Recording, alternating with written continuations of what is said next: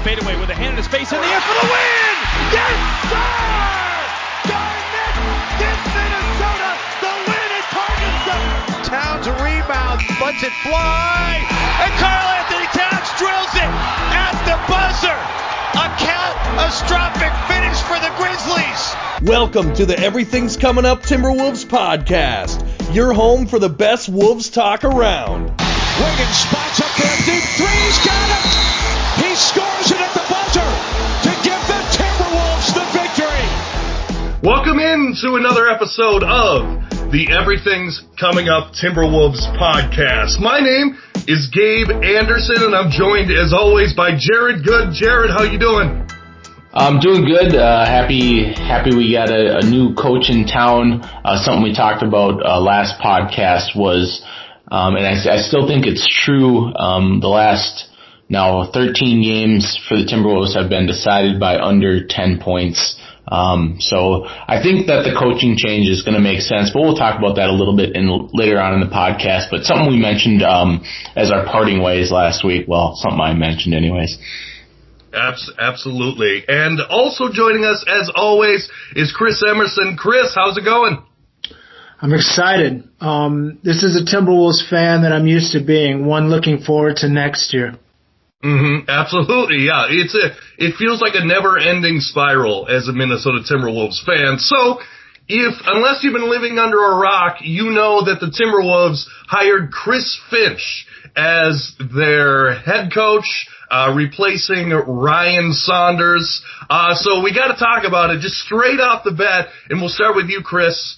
Your reaction to the hiring and your thoughts on the hiring in general.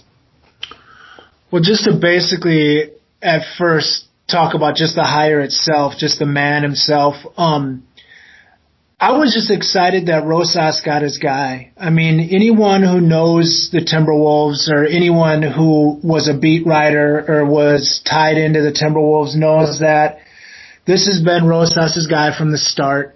This is who he's wanted from the start. He interviewed, in the first time when Ryan got the job, which was basically a Glenn Taylor move. He was offered the associate head coach job, which he turned down. So, I mean, he was always wanting to be in the system. And personally, I think to get him before the All-Star break, so he can get a good look at guys, evaluate the roster he has and get some of his stuff put in, I think is great. And I'm just excited for stuff moving forward. We can talk about the X's and O's a little later. What do you feel about him, Jared? So one thing that I thought was kind of shocking about this, and so Woj had tweeted that the Timberwolves had fired Ryan Saunders and there wasn't an interim setup in place, and then Shams comes in with just bodies Woj hardcore on Twitter and says, oh, actually, they got their guy, and it's a multi-year deal, and this is what's happening, and Shams has owned Woj for the past 2 years on a complete side note. But one thing that I thought was kind of interesting about the deal is it was reported that it was a multi-year contract, so they knew but when they fired Saunders, they had their guy in place. They had a contract on the table, I'm sure, behind the scenes before it all happened, to where it worked out.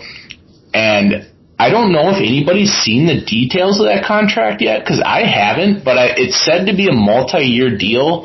So it's something I'd be interested in knowing if you guys know a little bit more about the actual deal with Finch. Well, I personally don't know the actual deal. Chris, do you know anything? So the weird thing about the NBA is it's real cloak and dagger to find out coaches' salaries and GM's salaries. I remember when Thibodeau was hired, it was really kind of hard to tell what he got. They kind of put it like him and the GM together were making like $10 million or something. So a lot of times there's not really reported. Like you'll know everything about a player's contract, but the coaches you don't really hear. So it would be interesting to see what kind of deal this guy got.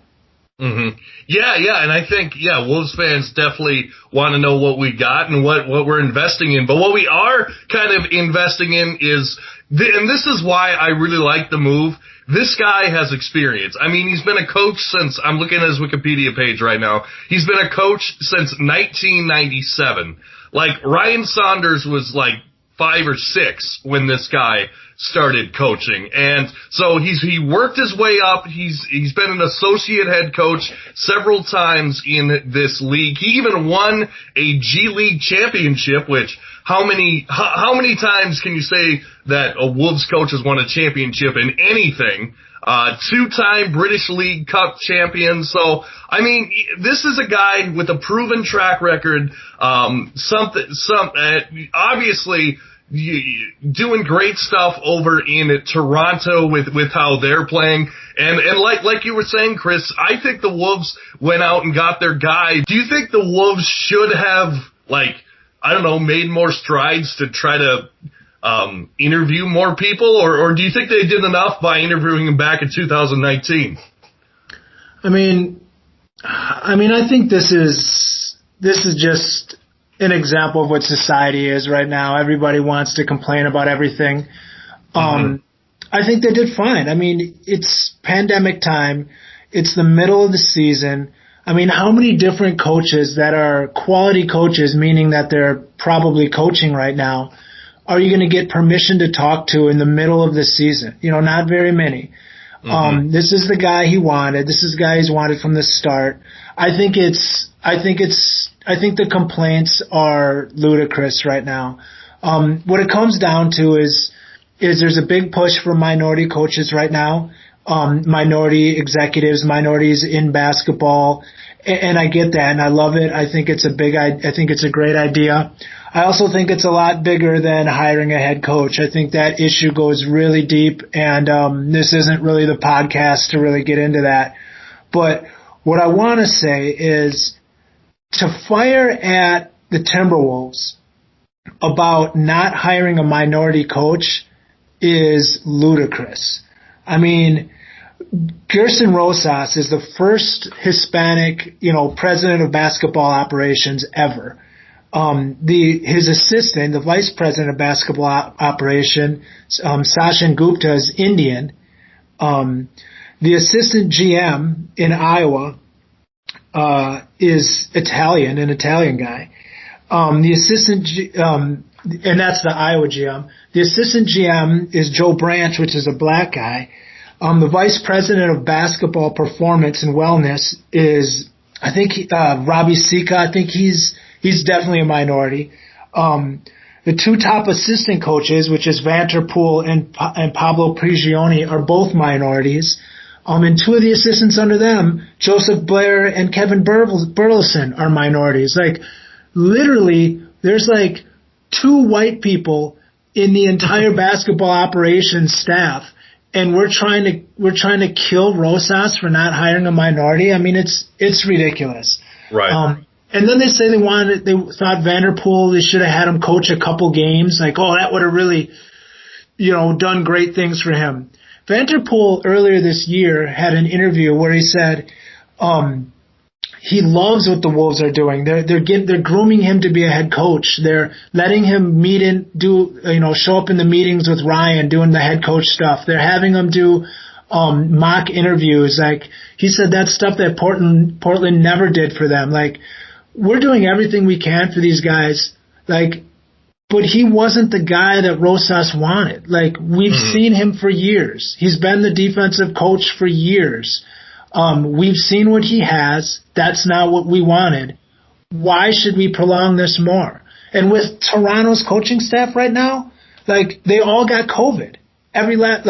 So let's pretend that we didn't hire him when we did. Let's say we did give Vanterpool 4 or 5 games.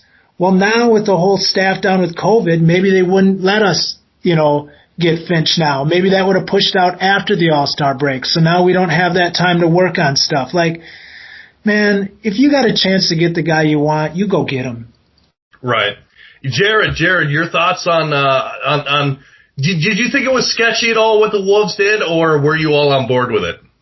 I was pretty much on board with it. and I don't know a ton about Finch, but I think it was Chris. Somebody had posted some stats about what Finch did as, I believe it was either an assistant coach or it was an assistant role, and it had to do with offenses. And he brought like Denver from 19th to 6th, and he brought the Pelicans from 25th to like 4th or something like that in offense. And that's what Minnesota's trying to do. Like we've said throughout the last, probably 7 or 8 podcasts, the Timberwolves aren't going to play defense. They want to play fast, and they want to score points. And that's kind of the mold that Finch fits for this team. But other than that, like, I would say, and this might be kind of just a bizarre take, but like, when you look at the NFL, look at how many head coaching jobs that Bill Belichick has got because he's Bill Belichick. Like, the people that were under his system got head coaching jobs, and some of them have succeeded and some of them haven't. But you get a great mind at the top, like a Belichick, and people want to branch off and kind of pick that mind a little bit. And I would argue that Nick Nurse is probably the best basketball coach in the entire NBA. And there's someone that's listening to this podcast and they're saying, well, the Raptors aren't that good this year. And they're not. But Nurse is an elite coach. So I just think that, like, maybe the Timberwolves kind of saw that too. Like, okay, he's got an elite coach coaching ahead of him as well. So that just is like an added bonus. But it was, like Chris said, it was also Rosas's guy. Like, they have experience together. I think the hiring made a whole lot of sense. I was kind of shocked to see like how quick it all happened. Like, they knew going into firing Saunders that Finch was going to be their next head coach, and there wasn't really much of a downtime in between it. As far as Vanderpool though, one thing I think about, like, Vanderpool is, like, he reminds me so much of the Minnesota way. And when I say that, I talk about guys like Rod Gardenhire, who was, like, an okay coach, but, like, people just fell in love with him. And I feel like people are the same way about Vanderpool. And I think that's why there was a little bit of frustration, because he's very well liked in the Minnesota community, and he is a decent coach. And he does a lot of player development, and I know that's something that Damian Lillard had tweeted about this past week, and was kind of voicing frustration. And I kind of looked at it as like, I'm like, well, Dame, I mean, you just worry about your organization. Like Vanderpool has absolutely done well with some of our player development, but we're also 8-26 or something like that. I mean, we don't can't give us too much credit. We only have 7 wins. Yeah. Yeah, like, we're not world beating with the talent that we're developing. So I think that's something that we also need to look at as well. I do think he's done a phenomenal job as an assistant coach, and I think the role fits great for him. And I don't think we should really voice our frustration that he didn't get a head coaching job, because he's going to get one eventually. Right. Right, and that's the thing. Like, I think that Vanderpool, at some other situation, will get a good, will get a head coaching job or a chance at some point. And Chris, like you were saying, yeah, the organization is grooming him to be a head coach, something that they absolutely don't have to do. Like, they can just focus on, like, grooming their own stuff and not worry about grooming. They don't have to make so much investment into the person like they're doing. I just have an issue with, so for example, and I was kind of saying this before the show, but so I was watching First Take, something that I usually try not to do, because I feel like ESPN's analysis are ridiculous and they just talk about the same stuff over and over again. But I was watching First Take, and they asked Stephen A. Smith what he is, basically, do you think that Chris Finch, do you think he'll be a good coach for the Wolves? They didn't ask him, hey, do you think someone else would be a good match for the Wolves? Do you think that he'd be a good coach? And basically what he said was, yeah, they should have hired a black coach. Like, how does that help anything? Like, that's not good analysis. That's just saying, oh, they should have done this. Like, I don't know. The whole thing kind of annoys me, that the Wolves are getting so much garbage for knowing, like you said, they knew the guy that they wanted. They knew that they wanted to move on from Saunders, and they quickly moved on to the next guy. What's the point of giving, other than for just the sake of Vanterpool, what's the point of giving Vanterpool false hope and letting him be the intern coach, which maybe he succeeds, maybe he doesn't. I'm going to say that if he's the intern coach, he probably doesn't succeed because of the roster that's assembled right now. Nobody would succeed. Nobody's going to succeed right now. Right. Yeah. I mean, and guess what would probably help Vanterpool a lot? As a defensive coach. Let's say he's a great defensive coach. I think he might be a decent defensive coach. Let's say he is. You know what would probably help him? I don't know, maybe being the assistant coach behind a guy that took, like you were saying, Houston from 16th to 4th in offense. Right. Denver from 17th to 4th. The Pelicans from 26th to 12th. Toronto in a short thing from 13th to 10th. You coach with a guy who's got that sort of offensive mind and you're a defensive coach, you coach with him for a year or two, now you've got a resume that might just get you a head coaching job. Like, there's a reason he was passed up twice this year for head coaching jobs this year, because he's not there yet, you know? I mean, the reason that this Chris Finch got hired in, 4 hours, maybe 40 minutes with a contract, it's probably because his contract was written up, 10 months ago. Like, right. I'm guessing that Rosas was like, when Glenn Taylor gives me the okay, it's over with. Like, I'm guessing he said, hey, every week, can I move on from him, can I move on from Ryan Saunders this week? And Glenn's like, no. How about this week? No. Supposedly the players and even Ryan Saunders kind of knew that he was dead in the water, which was creating some kind of weird vibe in the locker room. And then you lose to Tom Thibodeau in fourth quarter fashion, the coach that, they just fired to hire you. That's not a good look, and maybe Taylor said, fine, do it. And he jumped at it.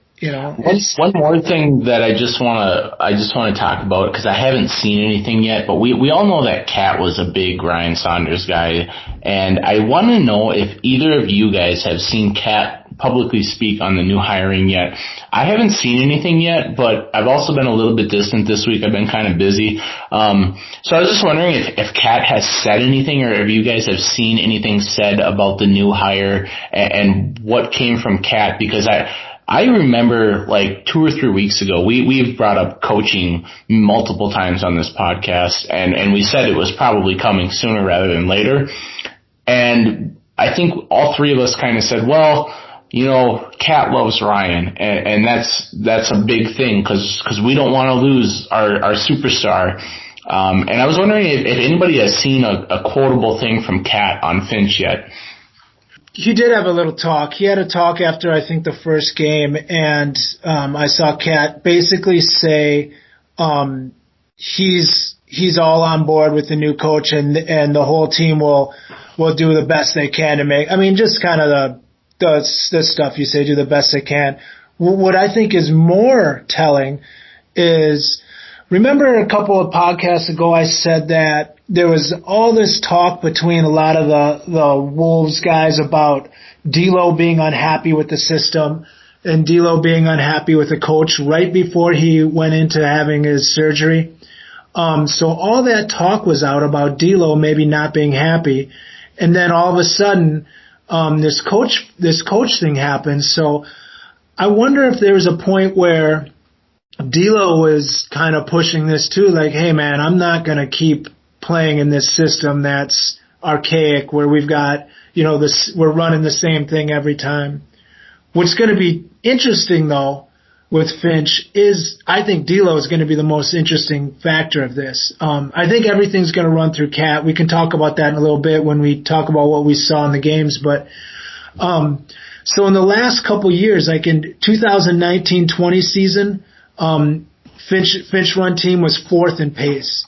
2019 he was second, and 2018 he was first in pace. And in those same years, in pick and roll frequency, in 2019 he was 23rd. In 2018 he was 27th.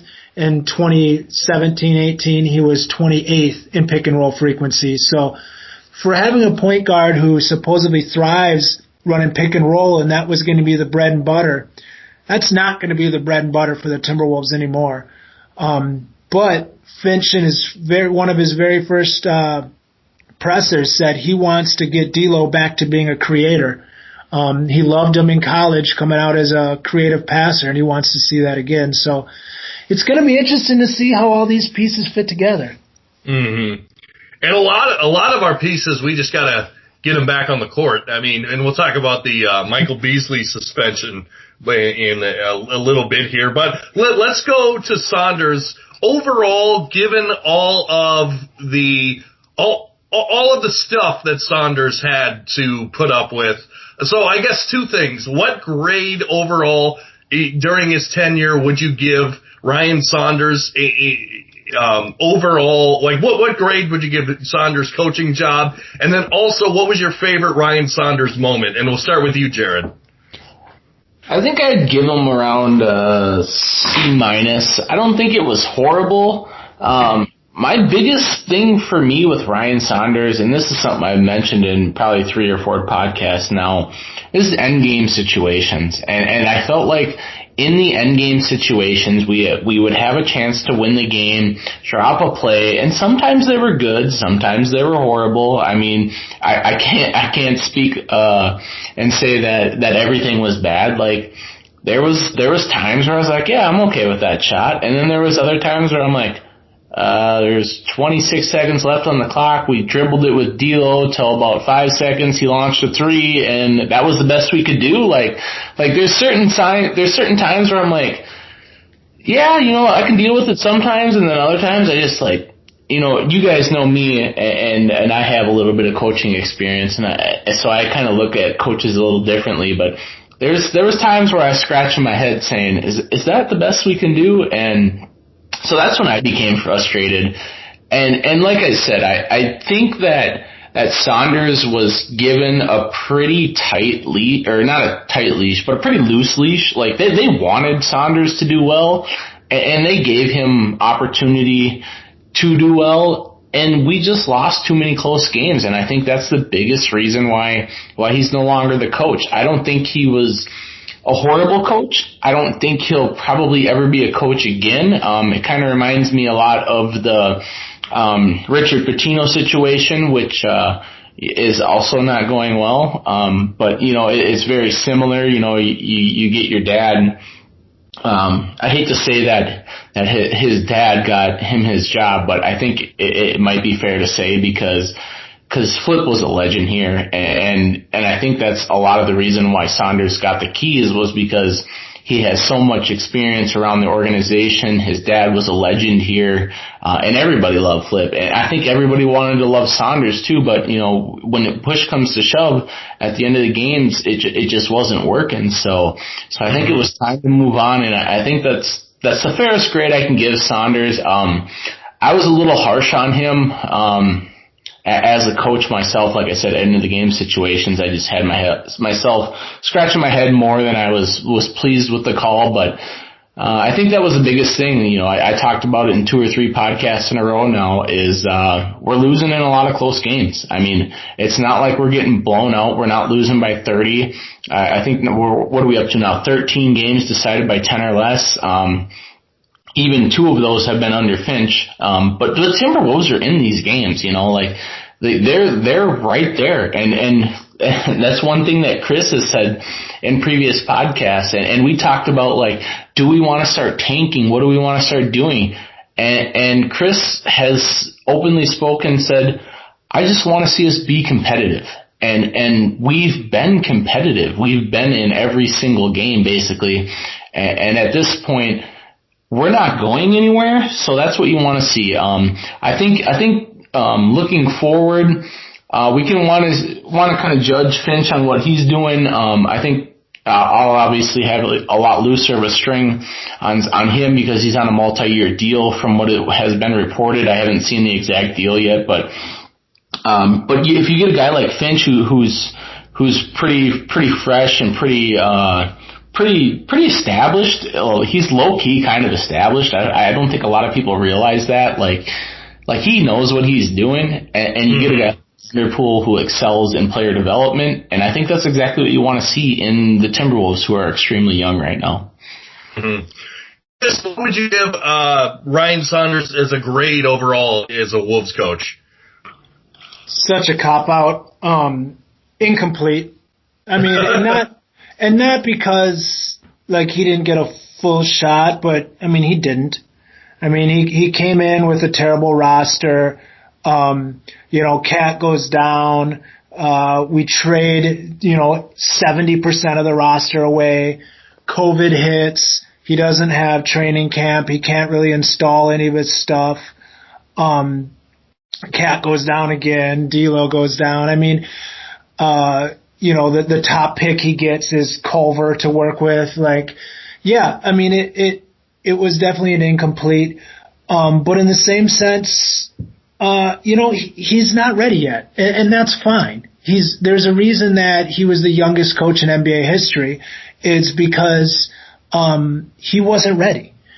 Mm-hmm. And from what I've been hearing is he's a great development guy. Guys love him. He's like a great worker coach, like a guy that, puts in the work and helps the other coaches out. So it sounds like he'll probably fit in with another organization as an assistant. There's talks with him and Spoelstra being close.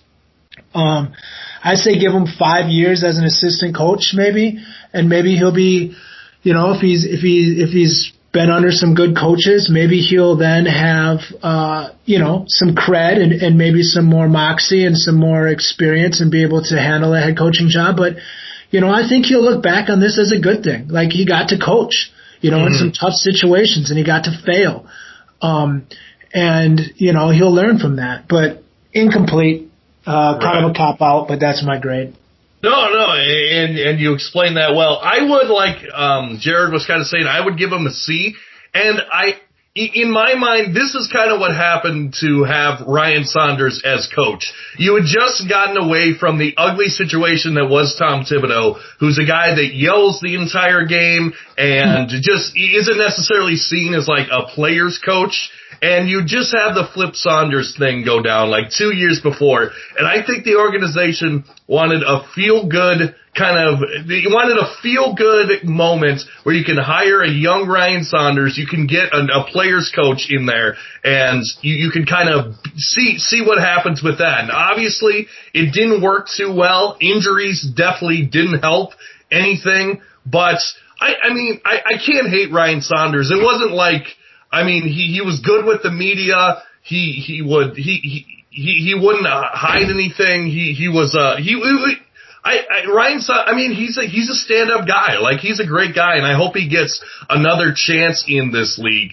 It's just, I don't want him as our head coach right now. But, and honestly, I remember my favorite Ryan Saunders moment was when his first win over Oklahoma City, when he came in the locker room, the guys like doused him with like water and Gatorade and stuff like that. And I was like, yes, we're building something here. We're doing something good.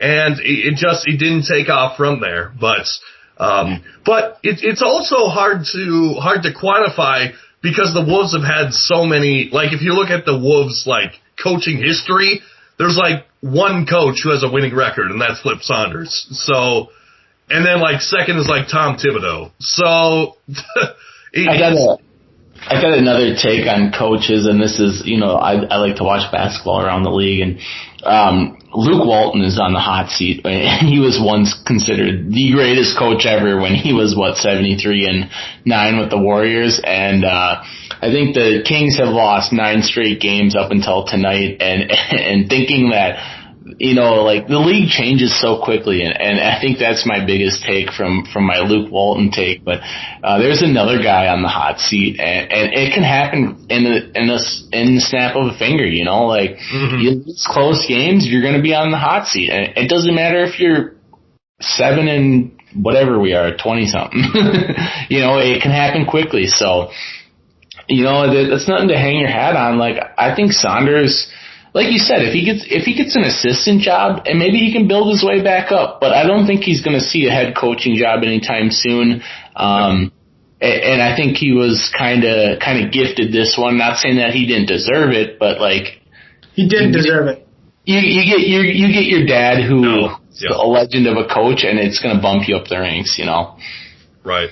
And I don't want to get super negative on Ryan Saunders either, because like I don't hold him in the same accord as like Randy Whitman, who was just like a terrible coach with terrible players. And it's not as dire as like times were with Randy Whitman. And how Randy Whitman got that job in Washington, I will never know. Like I had no idea what they saw in him. But you know who his assistant coach was? Who was that? Oh, yeah, Ryan Saunders. Ryan Saunders. You know who coached at, I think, Washington right before Whitman? Wasn't it Flip? I think so. Yeah. Yes. So yeah, I think I'll tell you how he got the job. That's true. Yeah, that's a good point. That's a good point. So yeah, the Timberwolves have a new head coach. And the other thing happened this week was Michael Beasley got suspended. I think we all knew that he was getting suspended at some point, and I think that we all saw that coming, but he gets a 12-game suspension. Do you think that the NBA tried to make him too much of an example, or are you guys okay with the 12-game suspension? And we'll start with you, Chris. Maybe it's just poor us Minnesota kind of fan take, but it sure is easy to pick on Minnesota teams and give them harsh punishments because nobody nationally cares about us. Right. I mean, if you want to go back to the Gophers getting, their Final Four taken away because people were cheating on not writing papers. Like, oh, really? Some college D1 athletes aren't writing papers? Really? So we're doing that? Or this whole under the table Joe Smith thing, we lose 5 first-round picks, or oh, really? There's some shady deals in the NBA. Come on. 12 games, it's a lot. I think it's more than most people thought. I know that I forget who his name was, but the guy from Cleveland that was the dude who was with LeBron's mom for a while. What's his name? The crazy guy who went on this? Yeah. Delonte West. So wasn't he caught with a guitar case full of guns going 100 miles per hour on a motorcycle, and he got 10 games? Right. Yeah, whatever. 12 games is fine. What I like about it is what a perfect time to get 12 games. Exactly. Who cares about right now? And he can still practice with the team, so that's awesome. So not right when Culver's getting back, bless his soul.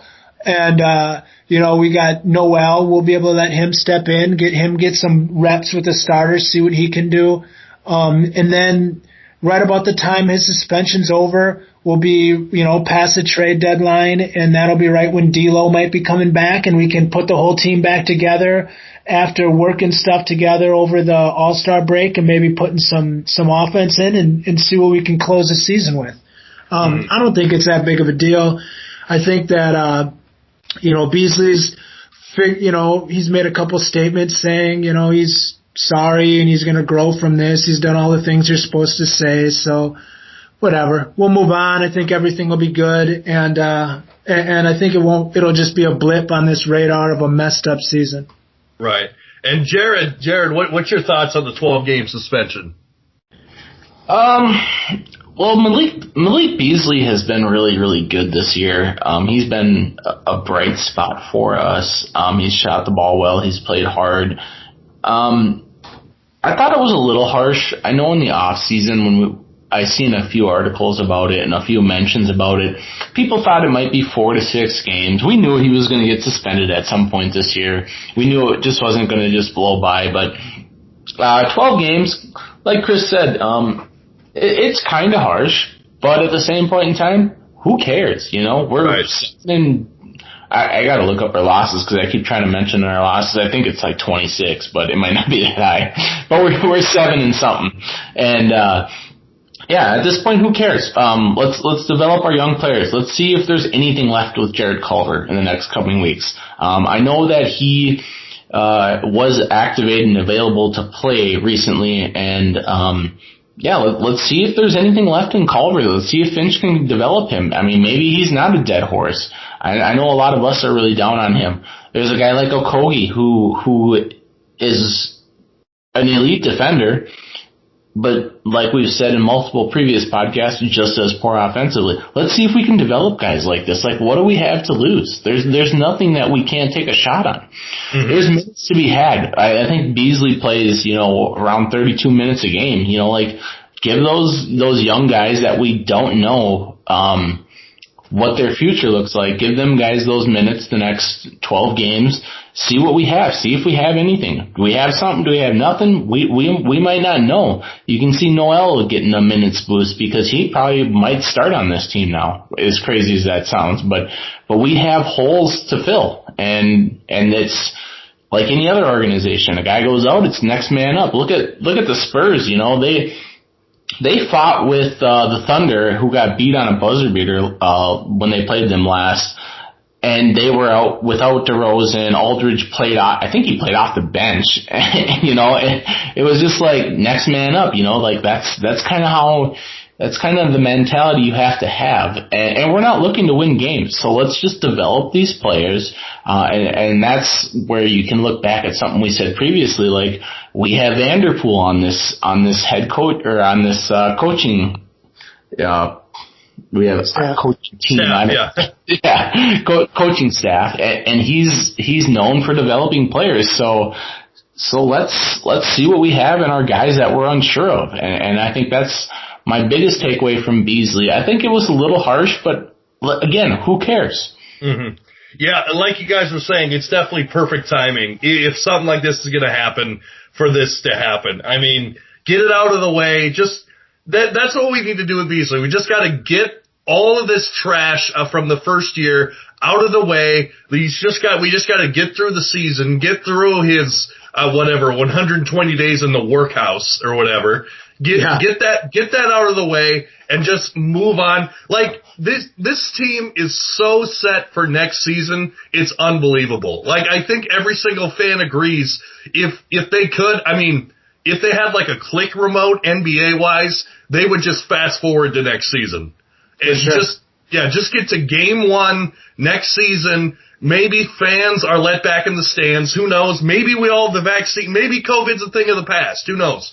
Fans in the stands, game 1, you have a lineup of Anthony Edwards, Karl Anthony Towns, Malik Beasley, D'Angelo Russell, and maybe Naz Reid. And you're going out there. Cunningham? Yeah, Cade Cunningham too. Yeah, maybe Cade's in there as well. Evan Mobley? Who knows? Yeah, exactly. So that's the thing. Like, we just need to get this trash. We just need to get injuries. We need to get Karl Anthony Towns' terrible year out of the way. You got to get that out of the system. We got to get all the bad, just saying the one word, the bad juju out of this organization. Like we got to get D'Angelo Russell right, and we got to move forward. And we got to have a blank slate with this team. And we got a new coach. He's got an off season to implement new ideas and new strategies, and we're a next season team, definitely. So some of those new ideas, very first game, just to touch on the games, we don't have to get into them too much. Yeah, absolutely. Yeah, go ahead. They don't matter too much, but everything's going through Towns right now, and that's what he said was everything's going to go through Towns. A lot of elbow extended catches, like around the 3-point line. So if Towns wants, he can step back and hit a 3, or he can do just a little dribble handoff or something like that. But the very first game, Towns had 19 shots. He had 11 assists and 8 rebounds. I mean, 11 assists for Towns is unbelievable. It was also, I think we set a franchise record for 3-pointers shot. But what was impressive about this is what I saw was a lot of 2-man game, a lot of maybe Rubio and Cat working little 2-man game from the elbow, or Edwards and Cat working a 2-man game from an elbow. And what I like to see is now with Beasley out for a while, we'll be able to really kind of just pound this Anthony Edwards Towns two-man game and just hopefully get that, again, like we said last episode, where with D'Lo out, it's really going to help Edwards advance his game. Now with D'Lo and Beasley out, I mean, that's just more load on Edwards, which is more experience, which is more reps, which is just going to push him forward faster, and maybe have him grab this offense faster. So, just trying to look at glass half full. Mm-hmm, absolutely. And like we said, last game, Anthony Edwards shot 7 for 20, and I'm fine with that. If he puts up 21 points right now and shoots 7 for 20, that's fine. It means he's being aggressive. It means he's not scared. Like so many other people on this team are scared to shoot. So, Jared, what did you think of our last game? Yeah, so like we're kind of talking about like how the new offense is running through Towns, and it's not necessarily all that new, but under a new coach, it's all running through Towns. And when I look at stuff like this, I think a lot, and this might be a good comparison, it might not be. I really don't know because I haven't seen a whole lot of the Denver Nuggets, but it reminds me a lot of what Nikola Jokic is doing. You see a guy like Jokic who gets, 25 plus points a game, anywhere from 8 to 12 rebounds a game, and he dishes the ball. And that's kind of what Cat has looked like the last 2 games. And in my opinion, Jokic is still a leading MVP candidate. I don't care how good the Jazz are. Jokic is the best player in the league to me. But that's a different topic. But I think the Timberwolves are starting to try and establish that with Towns. Like, he's got the talent to do that stuff. And I think that the team, we all knew he had the talent to do that, but I think it's been excelled in the past 2 games. Like, his usage rates are through the roof lately, and it's what you want to see with your best player on the floor. You don't want your best player on the floor to shoot 9 times a game, which has happened in the past. And I think we're ready to go on that. So when you're talking about, exactly, like that Jokic thing is exactly what they're doing. That's probably what's pretty fresh in his mind, and because Finch was the first coach for Jokic.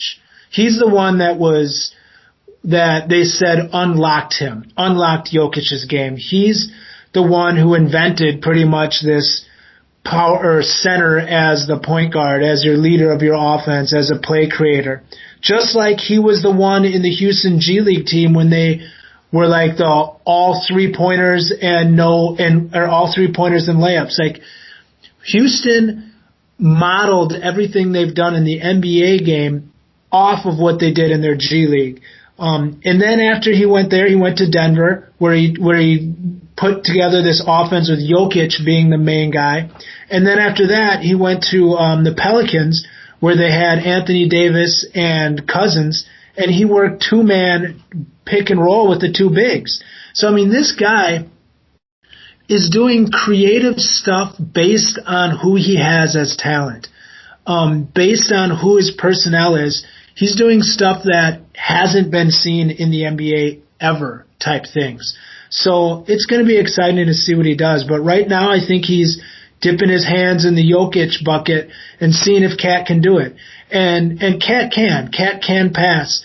In the first couple games, Cat had some bad moments, but of course, you're trying to do stuff that you haven't been doing. Like, he ended game, he had a really bad turnover on an outlet pass that, could have almost cost us a game if it didn't, stuff like that.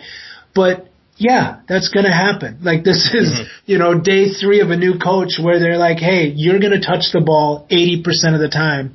When in the past, how many times have we seen a fourth quarter go by when we're like, Cat has 1 shot in the fourth quarter? Right. Almost every game that was the case. Now, it's almost the opposite. He's almost having it too much, but, I'll rather work him down than work him up.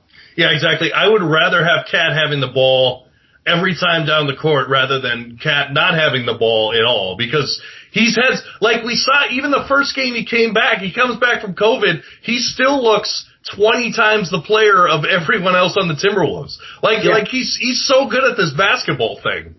one of the best quotes that I saw from Finch when I don't know if it was his first press conference or what it was, but I saw a quote from him and he said, "I'd rather undercoach guys than overcoach them." And I thought that made so much sense to me because, like I said, I have a little bit of coaching experience, but when we're talking about stuff like this, like Towns and Jokic, you want your players, your best players on the floor to decide the game. You don't want to overcoach them and say, oh, you're going to get doubled here, and if it doesn't happen, then go to the hoop, or if you're going to get doubled here, you need to be passing here.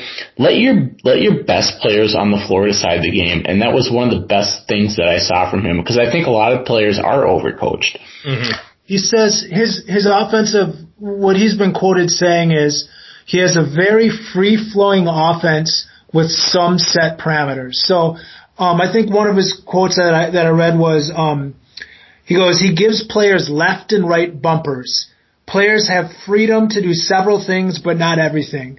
And what he talked about young players is, here's your three things. It's almost like, let's say we're playing football, and the wide receiver option, like wide receiver tree, that's like an option. Like, okay, if the linebacker comes out, you're going to come under. Like you've got these three options depending what the defense does. That's kind of what Anthony Edwards is going to have now. You're going to get the ball, and if A is happening, you do B. If B is happening, you do C.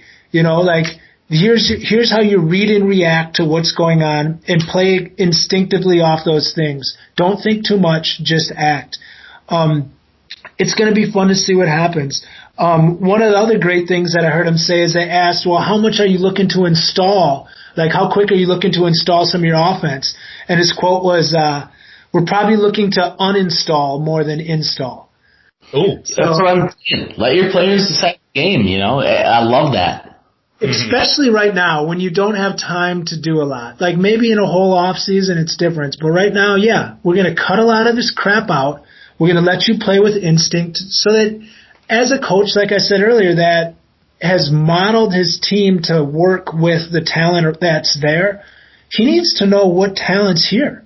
And that's another reason why I'm glad he's in. He needs to know if Vanderbilt can be a pick and roll option with Cat, because Vanderbilt, in my opinion, can be a mismatch. I think he's a great passer. He's a decent ball handler, and I think he can take some bigs off the dribble. Like that can be trouble. Or maybe McDaniel. Maybe he can be a pick and roll guy with Cat. He can handle it. He's long enough to pass.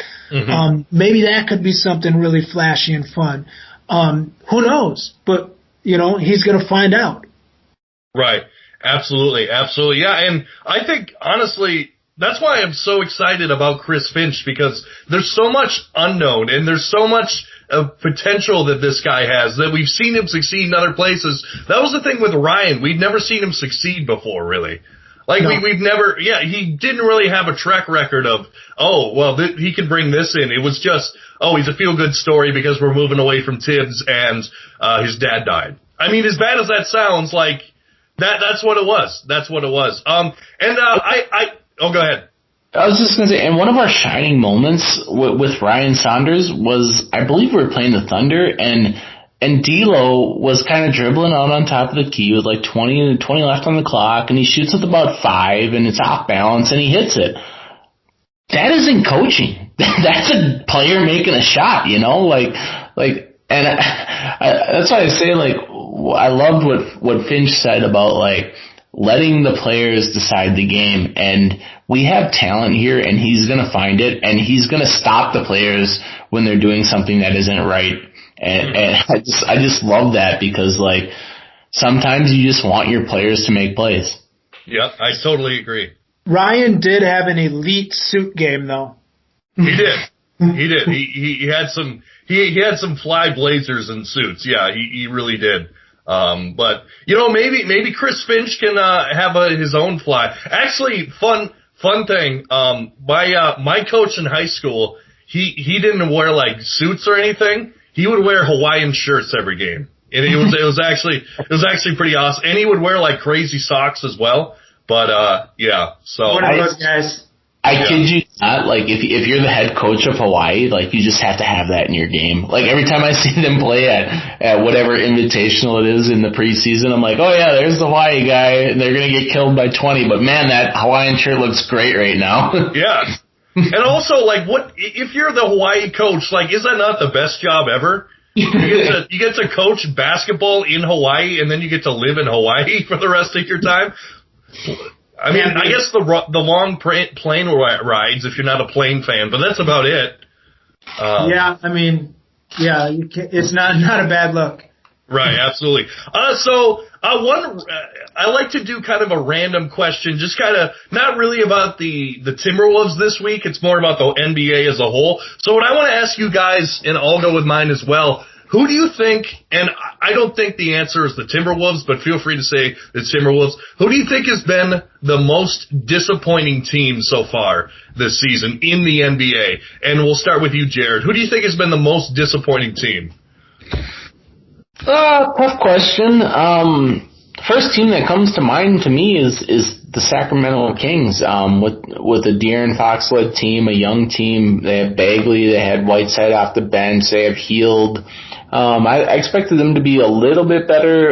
They kind of been a flash in the pan. They're a team of streaks. Like they go on a 7-game winning streak and then they lose 9 in a row and then they win. And with Walton and Fox and the emergence of Fox about how he's going to be the next big thing and be an elite point guard, which I think Fox is an absolute great point guard, but I expected the Sacramento Kings to be a little bit better than they are right now. Okay, and Chris, who would be your team? Man, there's so many options. Right? Because there's some duds. Like the Bucks have been duds. The Nuggets have been duds. The Heat have been duds. Celtics have been duds. I think it's between the Nuggets or the Mavericks for me. I know we've talked the Mavericks a couple times. But I love the Mavericks. I'm a big Porzingis fan, and I'm a big Luka fan, so, other than his flopping. But other than that, I don't love that team. I would say Denver. I thought Denver could legit compete with the Lakers no matter who the Lakers had. I thought Denver has a team that is so deep and so talented that, especially in the regular season, could just be beating up on other teams' benches and, mediocre players. So I would say Denver sitting at just over 500. And what are they? Probably what are they in the West? 5th or 6th, maybe? They're Denver's 8 right now. Oh, they're 8. 17 Okay, and 15, they're at 8. Yeah, so 8. That's terrible for them. I thought they should be 2nd right now. Side note about the Lakers, and I know Gabe's a big LeBron guy, and I am as well. Me too. They've lost 4 in a row without AD, and I think they're losing right now at the half to Portland. It's almost getting to be a point where does LeBron need a co-pilot or a Robin, if you would say, if you're Batman and Robin? Well, I love LeBron, but it's getting rough for him out there. And Schroeder. They don't have Schroeder either. He played tonight, I think. Here's what I'll say about the LeBron Lakers thing. I think LeBron does need a second fiddle, because I think every single team. I mean, look at Kat. He needs a second fiddle. But Kawhi's always needed a second. Well, maybe not Kawhi, but what I'm saying is LeBron is 35 now. So it's past the point where you could, he's past the point where he led basically the Cavs single-handedly to the NBA Finals with what's his name? Who was that? Matthew Dellavedova. Yeah, Ilgauskas. Yeah, I'm talking about the time where Kyrie and Love both got hurt, and he led them into the finals and won 2 games with Matthew Dellavedova and Iman Shumpert. And then was that the same Mo Williams team too with Eric Snow? Mo Williams. Yeah. But you're right, Chris. Also the time where he led them with Ilgauskas and So I think he's past that point in his career, but I still love LeBron. I mean, but Oh, go ahead. Well, but just to touch on LeBron's thing, Yeah. I don't think that he is even past that. I think he's just as good. It's just the West is really good, and this is this is pre-All-Star games right now, and you're missing your starting point guard and your power forward, your Hall of Fame power forward. I mean, it just kind of shows, and this is the problem when the Timberwolves were thinking about going for big game hunting and getting a third max player. When you have two max players, which the Timberwolves can speak to, if you lose one of those players, your talent, just salary base, is so low after that because you can't have a lot of $15 million players because there's just not enough money. So like if you lose a guy making 30, 40 million, you don't have much behind it just because that's how it works. So yeah, if you take a G League team and put LeBron on it, they're not going to win the NBA title. But I mean, the fact that they'll still make the playoffs is impressive. Right, for sure. And so my team that I think is underperformed, and I think Jared, it was either Jared or Chris mentioned it, I can't remember which one, but I was watching them tonight. They did get the win tonight, but the Boston Celtics, like you got to do better. You have Jason Tatum. You have two All-Stars. One just became a starter. You have Kemba Walker now. I know they haven't had Kemba Walker the entire year, but Still, you got to be better than you are. I mean, look at recently they just lost to the Pistons at home. That can't happen. They lost to the Wizards on the road, and I know the Wizards have been playing better, but still. And then they blew this huge lead to the Pelicans. I don't know if any of you saw that game, but they blew this gigantic, 24-point lead to the Pelicans. But, I mean, you have Kemba Walker, you have Jaylen Brown, you have Jason Tatum, you have Tristan Thompson, who's still a solid rebounder, Daniel Tice. I mean, come on, you got to be better. And not only that, you play in the Eastern Conference, and you are barely holding on to a playoff spot right now. And one thing I'll add to that is, this has been a big coaching talking point for this podcast, obviously getting a new head coach here. Brad Stevens is still considered an elite coach, which is, it's kind of crazy to see that even some of the guys at the top of their game can struggle when push comes to shove. Yeah. And that's the thing. Is Marcus Smart that big a deal? Like, do you take away Marcus Smart from the team and you're this bad? Like your top guys have got to be better. Like, I wish the Wolves had Jason Tatum. I wish the Wolves had Jaylen Brown. I wish the Wolves had Kemba Walker. But they just, I don't know. So, that's my team. This is how I look at what I think the problem is, and this is a eras of basketball argument we could get in some other time, but sure. The talent in this era right now is unbelievable. I mean, we're talking about how bad the East is and that, but here's the teams. They got the 76ers, who are jam-packed with studs. They've got the Brooklyn Nets sitting at number 2, which have got 3 Hall of Famers. You've got the Bucks with a back-to-back MVP, even though I don't think he should have won any of them. Then you've got the Toronto Raptors, who just, won a championship and made a hard push for one without Kawhi last year. Then you've got the Miami Heat, who are in the finals at 5. So 1, 2, 3, 4, 5, those are all some solid teams, So right. Even the weak East, man, there's talent. It's just a hard league, man. You gotta fight every game. And one thing that Gabe was saying about, sometimes the players just have to be better. Like tonight, the Celtics won tonight. They won 118 to 112 over the Pacers. Jason Tatum, 4 for 18 from the field. Like, that can't happen, Mm-hmm. Not if he's your star. No. Yeah, I totally agree. And I don't know, I just feel like they should be better. Like, sitting at 16 and 17, just the Celtics are better than that. And then an honorable mention team, I was really surprised actually when I saw this for this team, but Houston Rockets. I mean, they still have Victor Oladipo and John Wall, and they're 11 and 20. Like, they've lost 10 games in a row. I feel like that can't happen when you have those two kind of talents. I don't think they have much interest in winning either.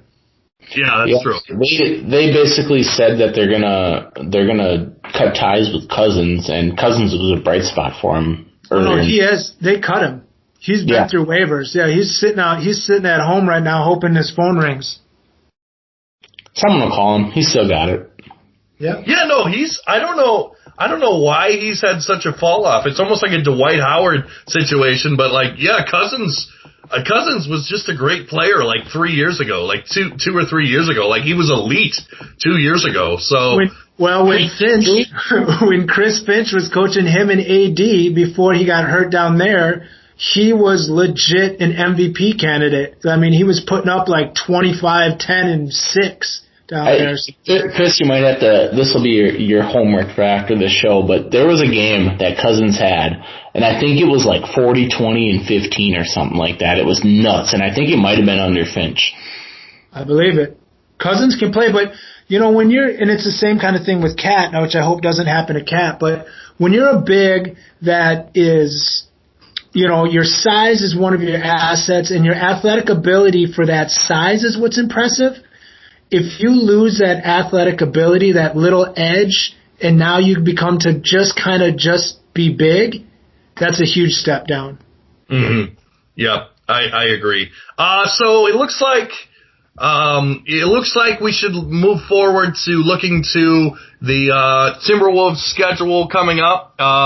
So since we're recording this on a Friday, we have so we're recording this on a Friday. You're probably hearing this on a Saturday. So upcoming Wolves schedule tonight, or Saturday, at Washington. Then we got the Suns, which is always fun to see Devin Booker. I feel like he's part of this team, even though he's not, because the rumors are always out there. And then, of course, you got the Hornets again, which that should be fun, because last time LaMelo and Anthony Edwards went at it pretty hard. And then you have a little bit of a break for the All-Star break. So which game this week you guys most excited for? Go ahead, Chris.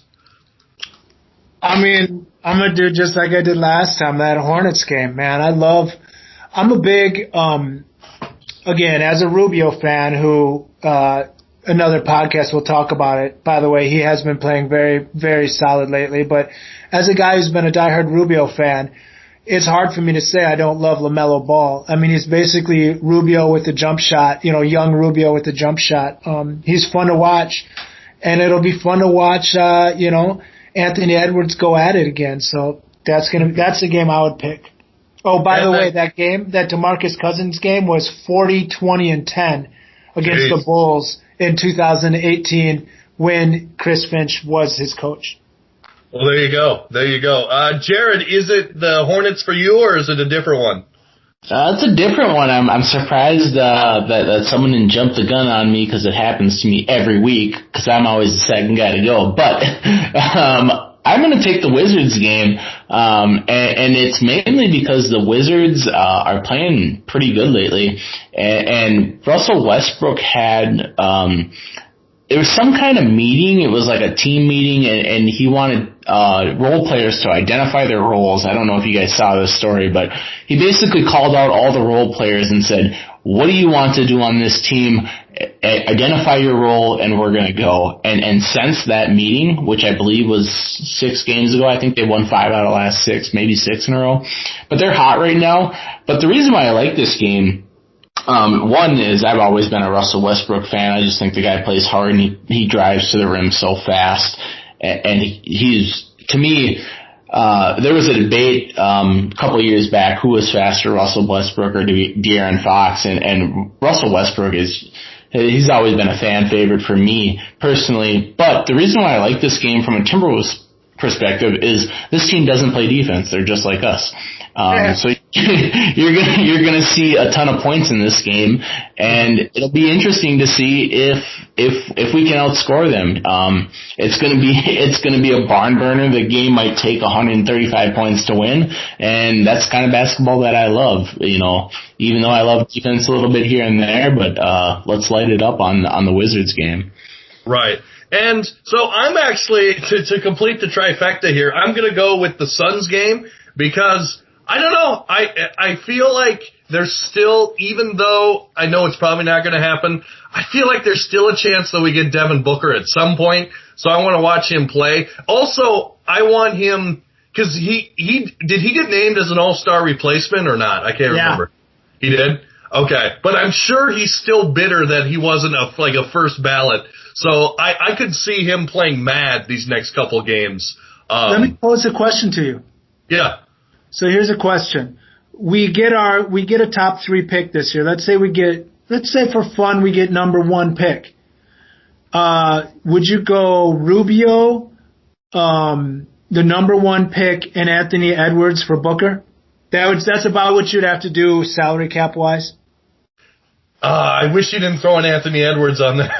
Oh yeah, but I mean, they're going to ask for him, and I mean, I'd say it's about as fair as you're going to get.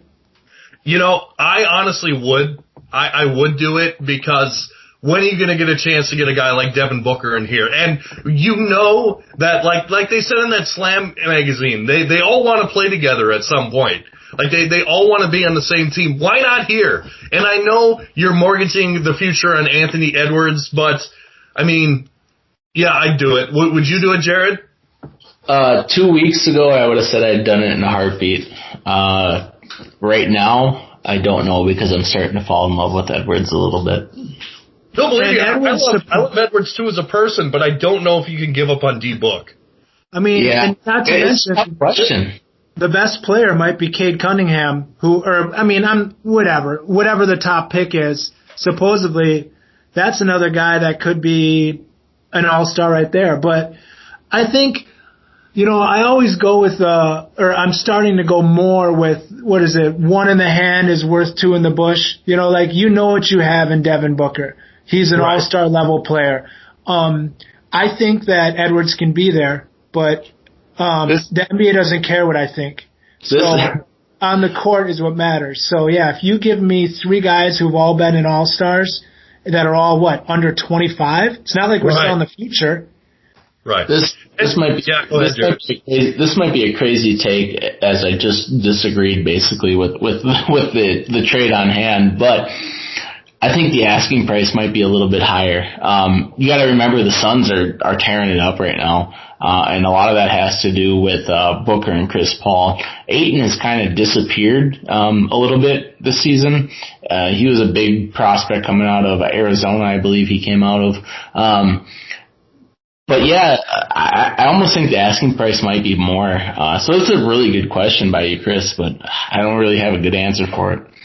You see, the reason that I would say yes is because you have Karl Anthony Towns right now, and you have D'Angelo Russell right now, and you have the chance to get Devin Booker, and they're all on the same timeline. So let's say if the move gets us 1 championship and we're horrible for 10 years, I don't care. I want that championship. I feel like that move makes us a title contender right now, and so that's why I would do it. I agree. This might be a different take, but I like Beal more than I like Booker. Really? Mm-hmm. So you don't think that a lot of Beal's stats are just empty stats on a bad team? The dude can shoot. He's a couple years older. I like Beal. I'm whatever. Of course, they're 6 of one, half dozen of the other right now. I mean, I would take either one of them. Just a fun thing to think about, because that's definitely going to be talked about. And, Chris Paul's not going to be there forever. And, Booker, maybe the reason he got looked over is because, I don't know why. I don't know. Maybe he doesn't like the organization as much as, who knows? It seems like there's something kind of weird going on there. Definitely, if we get the number 1 pick, I promise you Rosas is going to make that call and make that offer. If they take it, we'll see. Right. And, like I said, I see 3 guys on the same timeline that you can do something amazing with. That's all I see. And Jared, I understand wanting to keep Anthony Edwards and maybe wanting to keep Cade Cunningham. I I feel like Towns' eyes would light up like as big as the sun if he opened up a newspaper or something in old media, I don't know. Opened up a newspaper and saw that they traded for Devin Booker. But yeah, I think that's all we have for this week, guys. Thank you so much for joining us. Thank you. Another great week.